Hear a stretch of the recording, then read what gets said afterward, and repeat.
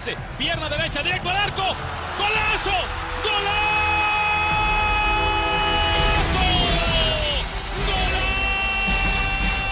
The world of football with a soccer perspective. This is Soccer Today with Duane, Rollins and Kevin Laramee, live on the Sports Podcasting Network. Good day, good night, and welcome to Soccer Today for Tuesday, October 2nd, 2018. Kevin Laramee, that's me. Duane Rollins is on the line. Duane, how you doing today? I am well. I'm not even nervous as a City fan, even though, strangely enough, this is probably the most important game that they will play of this calendar year. Well, not of this calendar, of this new calendar, if you follow me, like from the time the season started until December, because if they lose today, it gets a little bit little tight collars at that point in terms of the City's Champions League hopes already because of the loss against Lyon. But we'll get to that in the second part of the show, Kevin. Yes, Champions League preview from the games today and tomorrow will take place in the second part of the show.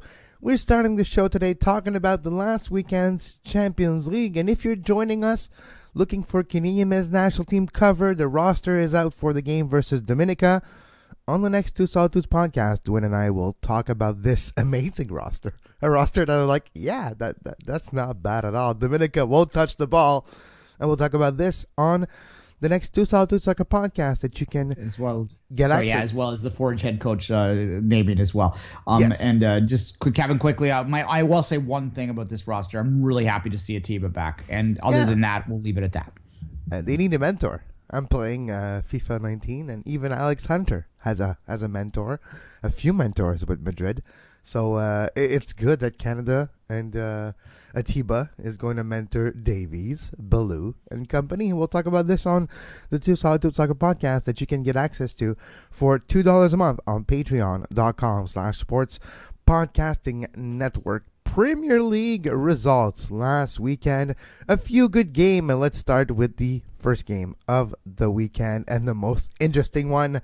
West Ham 3, Man United and Jose Mourinho 1. I'm kind of shocked that he's still the manager at this very moment.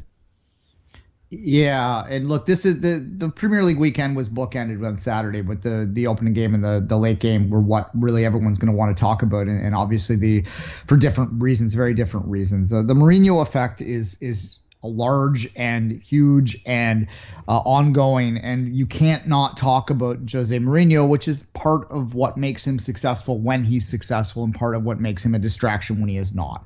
And right now, this is an incredible distraction. You have a Manchester United team that is simply not playing anywhere close to what you would expect them to based on what that roster looks like, although there are some weaknesses on it. But, still, there's a lot of talent there. And certainly the history is not being shown out here. 10 points out of 7 games. That is mid-table stuff, and that's not what we're used to seeing out of United. Even a couple years ago when they had sort of a low season, they weren't down this low. This is joint worst start in the Premier League era, and it's going back to the first years of the Premier League where they last started this poorly. So look, I don't know why he's still in charge other than theories.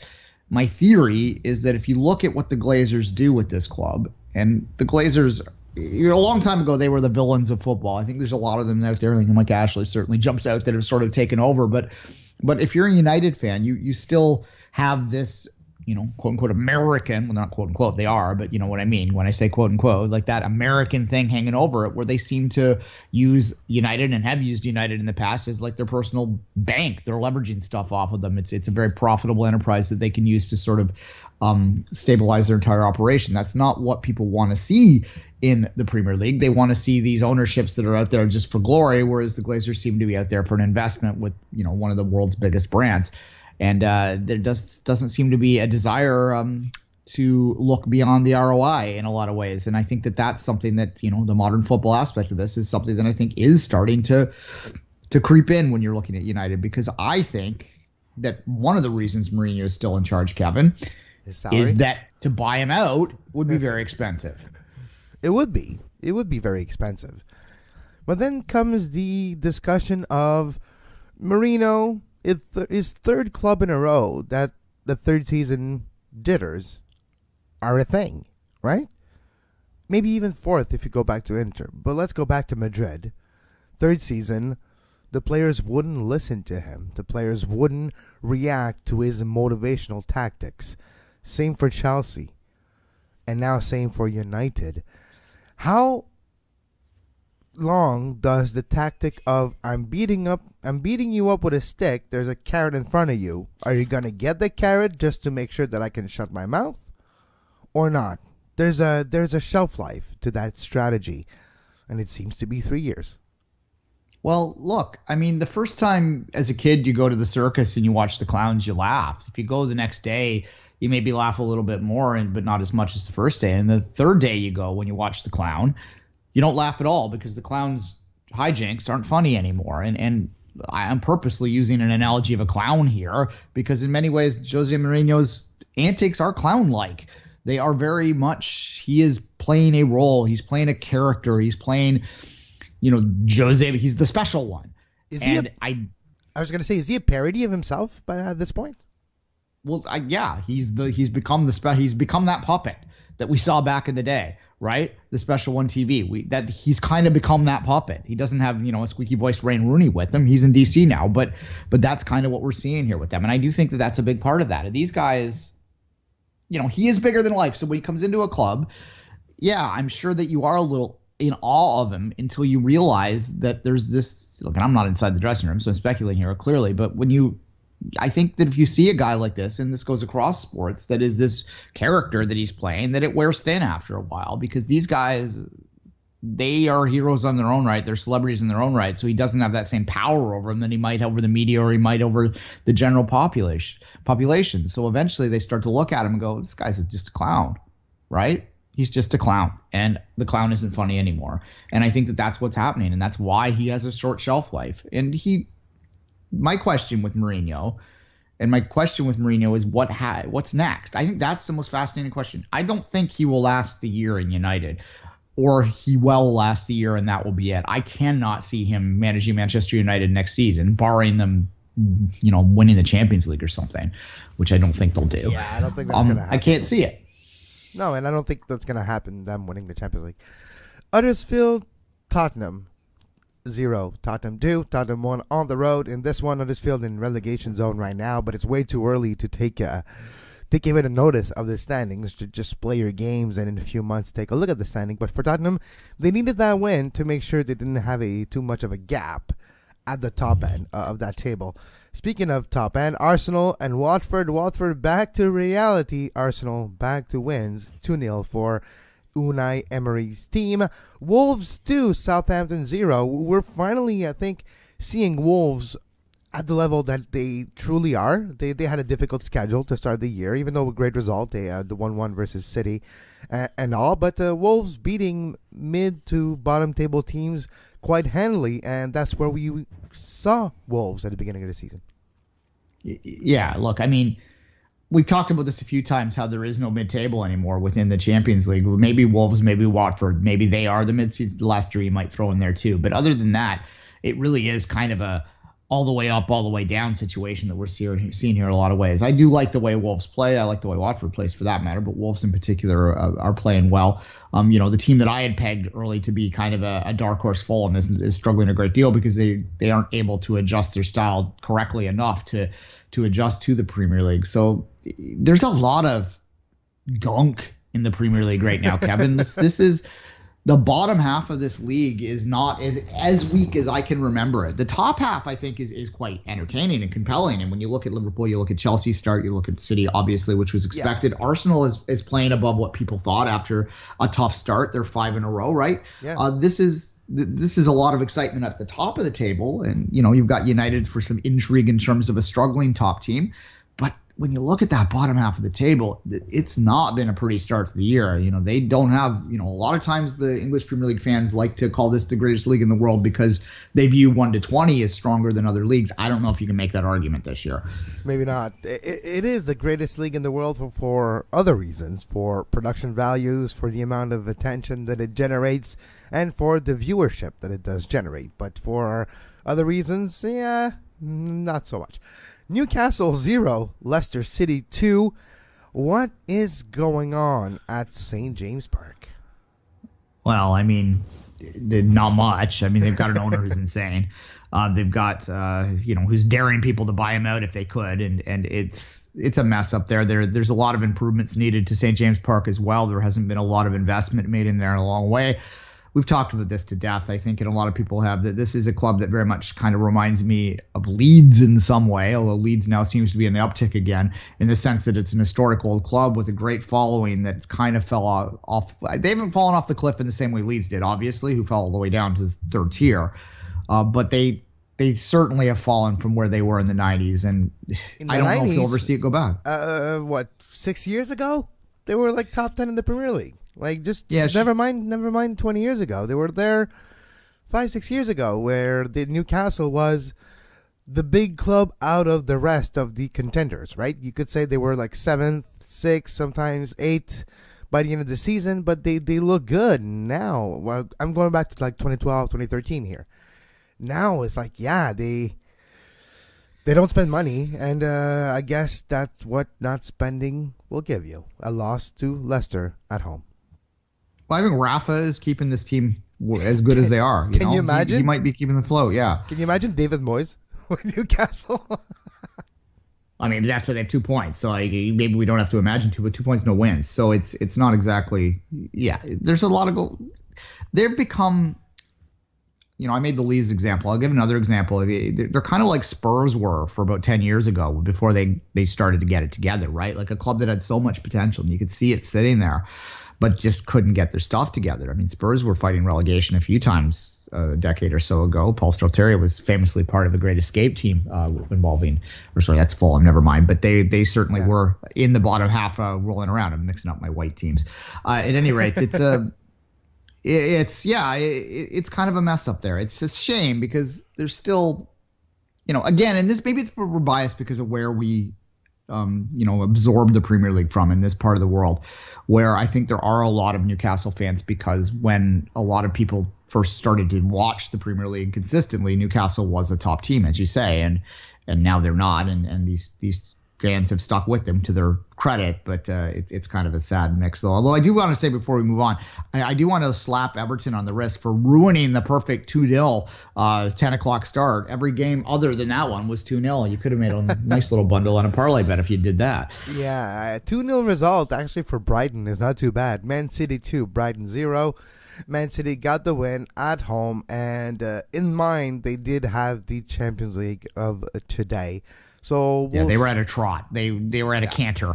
Exactly. Throughout that game. It was actually noticeable when you were watching this game, the difference of speed that the midfield and the strikers would go in exertion. Just like, okay, we don't need to push this game until the breaking point. We just need to win. We just need 3 points. That's all. We don't need to overextend ourselves. Yeah, precise. Look, that's the right approach, and this is the beauty of what Manchester City has. Is you look at they started a young Ukrainian player. The names escape me right now because there's too many young players to keep track of, but they started a couple young players. They rotated the squad pretty heavily. They still are able to get, they were able to pull Silva off earlier. They were able to pull Aguero off a bit early, and they still managed to get the job done and rest for the Hoffenheim game this afternoon, which, in a couple hours when we're recording.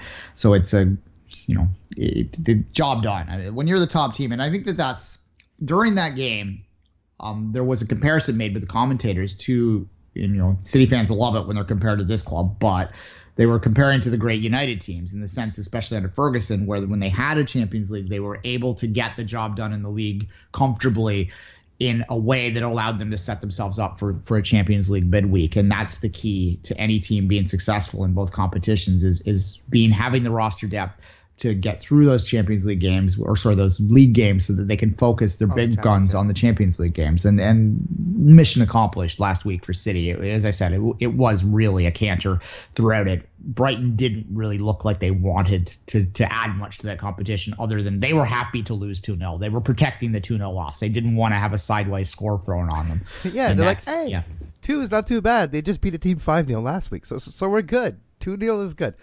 Everton 3, Fulham 0. You mentioned Fulham and their difficulty. Fulham's playing style, to be quite blunt, is simple.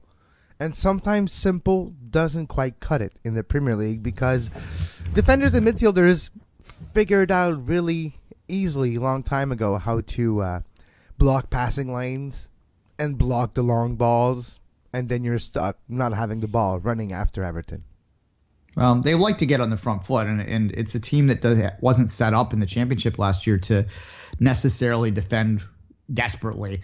And that's sort of, I think, that inability has sort of catching them off guards. When you look at Wolves, and they were so dominant in the championship last year that it doesn't surprise anyone that they managed to step up and find kind of their spot where they've historically been in that mid to, that 10 to 15 range in the Premier League. Let's not forget, Duane, if you talk about Wolves, they did make some good acquisition, the Moutinho, right? Just that, a name that you recognize, a recognizable name that is in the good to great players in this world right now. It makes a difference. Fulham, not so much. Well, the Wolves just is a more historic team than Fulham, too.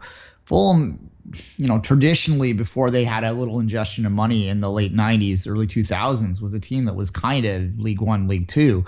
And then they jumped up. They ran all the way up to the Premier League, where they had a long run, and we were used to seeing them there. So I think a lot of people view Fulham as a Premier League team, but historically speaking, they're not really that, and they don't really have the fan base or the history behind them to allow them to have a massive investment. I think that it's a tremendous accomplishment for them to be in the Premier League, and they're not where they were 20 years ago now because they had that run up there, which invested money in the team and gained them some fans. But still, I think when you look at those two clubs and compare them, apples to apples, Wolves is just the more historic team that you would expect that would have the resources and the ability to adjust to a Premier League quicker when you look at the overall records throughout the years. Chelsea-Liverpool, maybe the most entertaining game this match day. A good result for Liverpool. They battled hard to get that Daniel Sturridge cracker of a goal late in the game. It's too bad. Chelsea did dominate, or at least did get the brunt of the good plays in this one. Eden Hazard, once again, one of the best players, if not the best player on the planet right now. Eden Hazard seems like he has a little chip on his shoulder and has to prove himself. And Mauricio Sarri versus Antonio Conte is interesting in the management of big superstars. The pedigree of Sarri as a player is non-existent. And as a manager, it's not bad at all. But to get the respect and the devotion that he seems to get out of Eden Hazard by finding ways to make Hazard influential every time he steps on the pitch, for me, is impressive.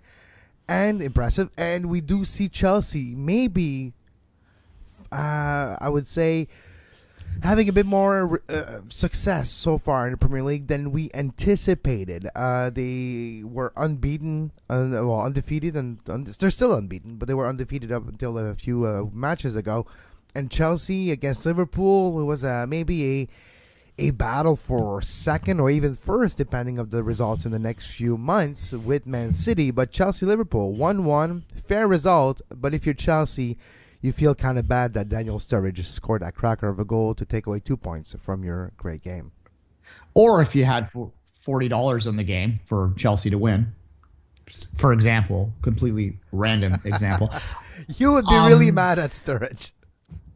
At any rate, no, look, it was a good week for Chelsea, I think. You combine that with the midweek win in the League Cup over Liverpool as well, and suddenly there's a little dent in Liverpool. A lot of people were looking at them as being maybe, unbeatable or something because they looked very good at the start of the year. And people expected Man City to do what they were doing. So you're not going to get the same amount of attention. Liverpool, we weren't too sure. And then when they run 6 straight off without, having a point taken against them, you start to wonder, okay, maybe this team is going to be the dominant team this year. And Chelsea sort of over a week put a dent in that. I was going to say without trailing. In the Chelsea game was the first time they were behind in this Premier League season. And Chelsea were able to do that. Chelsea did spend some money in the transfer window, but they for once, I think they spent money wisely. Just Courtois was making noise. He wanted to go away. All right, go. We'll get Kepa. We'll get a younger one with maybe a bigger, a higher ceiling. We got that. We got a few good pieces, Kovacic and company. That didn't cost $200 million per players, but let's just use what we have a bit more smartly. And I guess that's what we have seen. All right, moving to Cardiff versus Burnley. Burnley on the road. Hey, Burnley got the win on the road. Burnley are now closer to the top 10 than the bottom. They were a few weeks ago, and I guess they finally got around the Europa League hangover. Yeah. No, I think Burnley's going to be fine.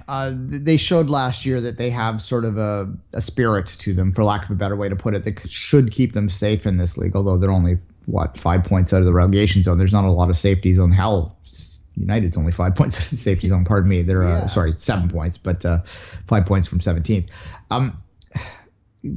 Cardiff City, Huddersfield, they're amongst the worst teams I've seen. The 13 points that Derby County put up, Derby County Slayers of Manchester United in the League Cup last week as well, which we didn't really talk about at all.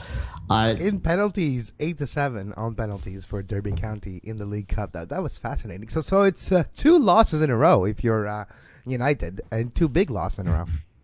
Yeah, so exactly. But to get back to Cardiff and Huddersfield, I mean, that 13 points. Newcastle's at 2 right now, is well tied with them on the bottom in the relegation zone, 3 points off the drop, or 3 points ahead of the drop is Fulham there. So, but I think Cardiff and Huddersfield already, I'm almost willing to write them off. They are terrible. Like, they're just terrible. Huddersfield was lucky to stay up last year and full credit to them. They got an extra year up there, which helps them. You know why though? They stay up because they were just more terrible teams, not because they were good enough to stay, but because Sunderland. Yeah, well, Sunderland was well back there, of course. Like, again, I put that 13 points. I'm not sure. I mean, they have 2. They're on pace to be better than that, but I don't see how Cardiff wins a game this year. I just don't, unless it's against Huddersfield, right, or Southampton or something like that. That's fascinating. Yeah, no, even Crystal Palace is kind of like struggling. Speaking of Crystal Palace, on Monday, the Cherries of Bournemouth versus Crystal Palace, 2-1 for the Cherries, and that's your Premier League wrap-up for match day number 7 of 38. The table quickly, we'll just look at the top 5 because there's a bit of difference here.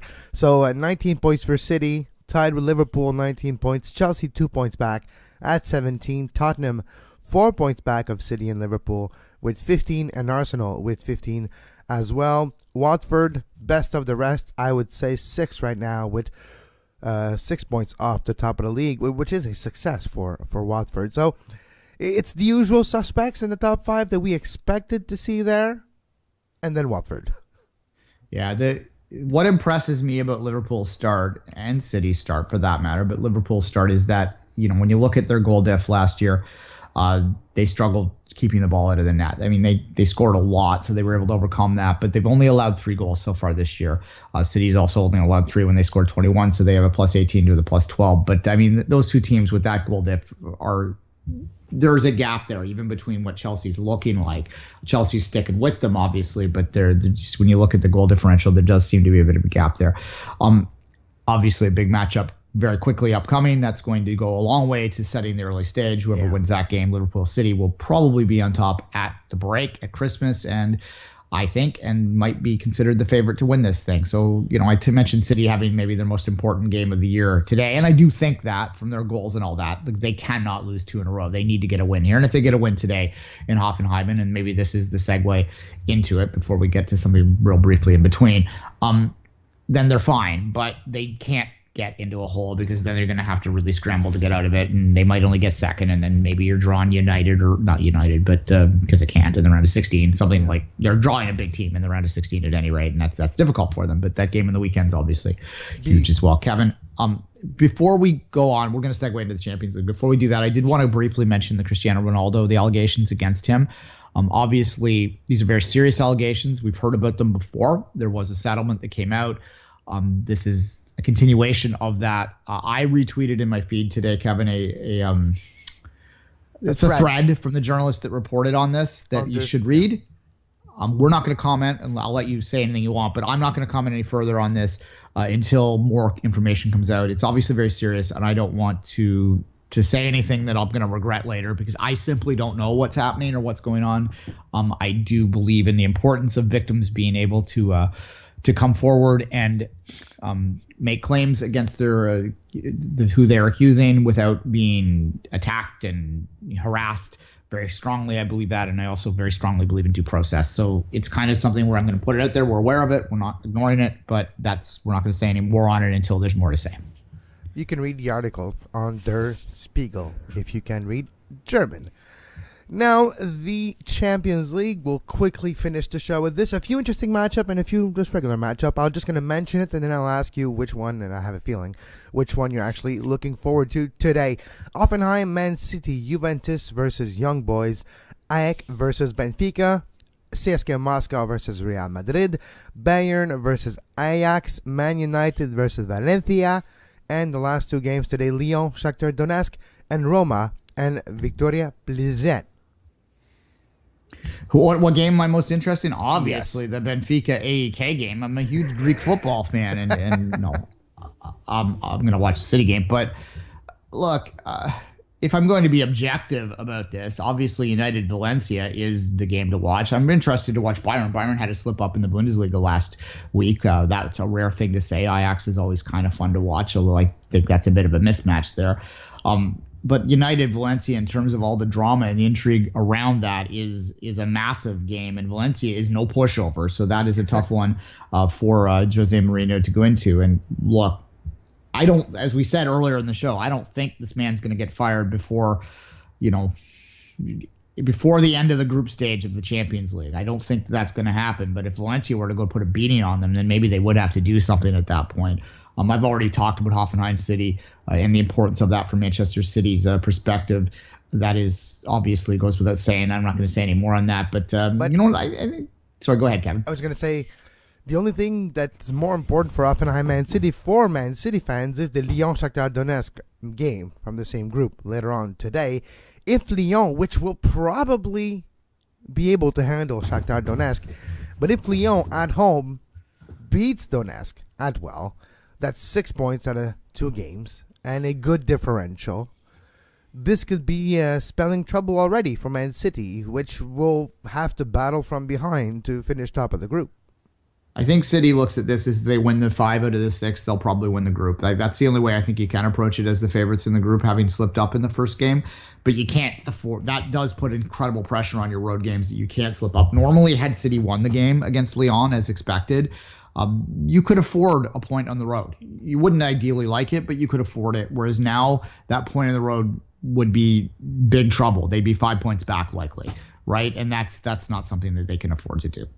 No, absolutely. We'll be back tomorrow with a review of those Champions League game and another Champions League preview of tomorrow's game. There's a few big games as well coming tomorrow. Until then, you can follow Duane on social media at 24th Minute, myself at Kev Laramee, and we'll be back. Until then, have a great soccer. You can find the podcast version of all the shows we do on iTunes, Apple Podcast, Google Play Store, TuneIn Radio, iHeartRadio, and anywhere you get your podcast.